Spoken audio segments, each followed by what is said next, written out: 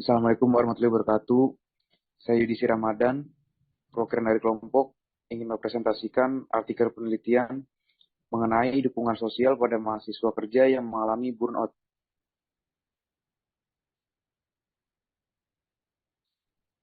Di sini ada nama-nama kelompok kami yang beranggotakan Raskiatul Awal Mubdiyah, Nur Aini Dwi Rahmawati, dan saya sendiri, Yudhistira Ramadan.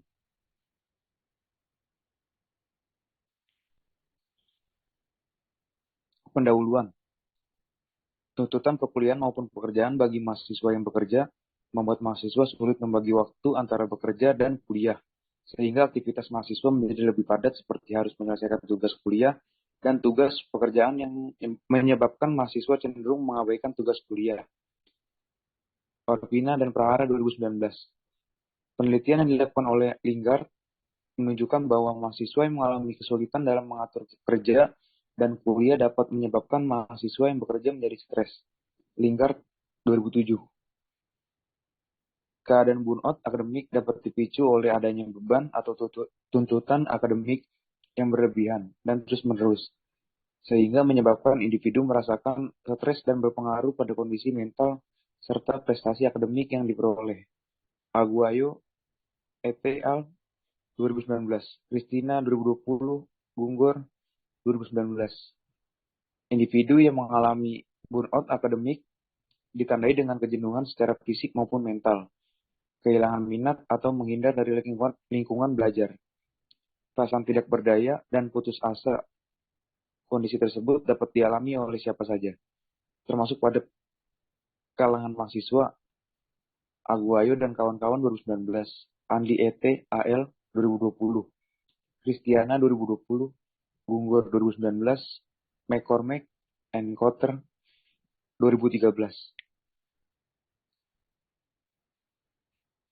Telaah pustaka. Menurut Maslach dan Jackson dalam Paresti Lailani 2012, 69, burnout merupakan sindrom kelelahan emosional, depersonalisasi, dan berkurangnya penghargaan terhadap diri sendiri, yang secara spesifik dihubungkan dengan stres yang kronis dari hari ke hari dan ditandai dengan kelelahan fisik, emosional, dan mental. Burnout menyebabkan seseorang tidak memiliki tujuan dan tidak mampu memenuhi kebutuhan dalam bekerja. Tingginya stres yang harus dihadapi karyawan rentan terhadap munculnya gejala-gejala burnout. Berry dalam Eka 2015. Menurut Freudenberger, burnout adalah suatu kondisi kelelahan yang terjadi karena seseorang bekerja terlalu intens, tanpa memperhatikan kebutuhan-kebutuhan pribadinya. Dalam Johanna Purba dan kawan-kawan 2007. Maslach juga menjelaskan bahwa burnout merupakan kondisi emosional di mana seseorang merasa lelah dan jenuh secara mental ataupun fisik, sebagai akibat tuntutan pekerjaan yang meningkat dalam Daina Trikora Wardani 2012. Metode penelitian. Metode penelitian yang digunakan adalah pendekatan kuantitatif. Teori yang digunakan dalam penelitian ini adalah teori interaksionalisme simbolik yang digagas oleh Blumer. Mahasiswa yang mengalami burnout karena kuliah sambil bekerja tersebut menunjukkan emosinya atas dasar sebab stres. Jenis skala yang digunakan adalah burnout, yang digunakan untuk mengukur tingkat stres pada mahasiswa kerja dengan 5 skor atau dengan 5 pilihan. Jawaban yaitu sangat setuju, setuju, netral, tidak setuju, sangat tidak setuju.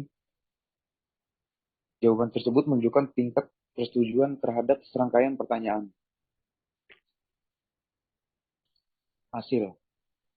Pengumpulan data dilakukan melalui Google Form secara online. Bahwa hasil penelitian ini melibatkan 108 responden. Penelitian ini merupakan satu rangkaian hasil analisis pada dinamika hubungan dukungan sosial dengan burnout pada mahasiswa kerja. Peneliti berfokus pada pengujian variabel yang hanya melibatkan partisipan burnout. Deskriptif statistik. Hasil tabel di atas menunjukkan terdapat 108 responden dan data perbandingan variabel jenis kelamin perempuan dan laki-laki. Sama dalam hal burnout.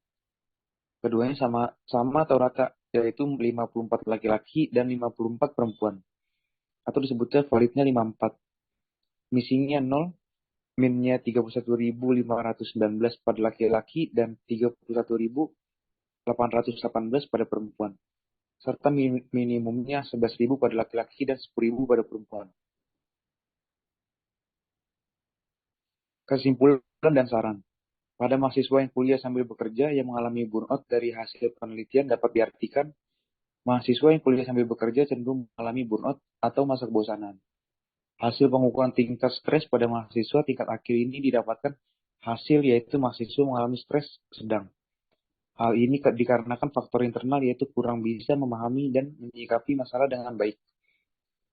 Dan dari faktor eksternal yaitu adanya permasalahan di lingkungan masyarakat, keluarga maupun yang berkaitan dengan hubungan dengan orang lain. Kemudian didapat hasil mean pada laki-laki 31.519 dan mean pada perempuan 31.815. Bahwa mahasiswa dengan jenis kelamin perempuan lebih banyak dibandingkan mahasiswa jenis kelamin laki-laki. Rata-rata tingkat stres pada perempuan lebih tinggi daripada laki-laki, karena perempuan 2 kali lebih besar mengalami stres. Laki-laki dan perempuan memiliki taraf self-evaluasi yang sama.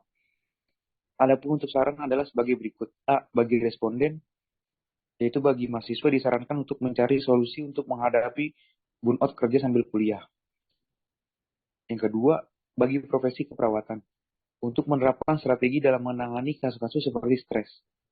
Yang ketiga, bagi keluarga, diharapkan untuk memberikan dukungan lebih pada mahasiswa yang kerja sambil kuliah agar tetap stabil semangatnya, walaupun harus terbagi dalam 2 hal berat, yaitu semangat untuk kerja dan semangat untuk kuliah. Saya sudah presentasi kelompok kami hari ini, seperti kamu dan dia yang selagi selesai tanpa pernah dimulai. Terima kasih semuanya. Wassalamualaikum warahmatullahi wabarakatuh.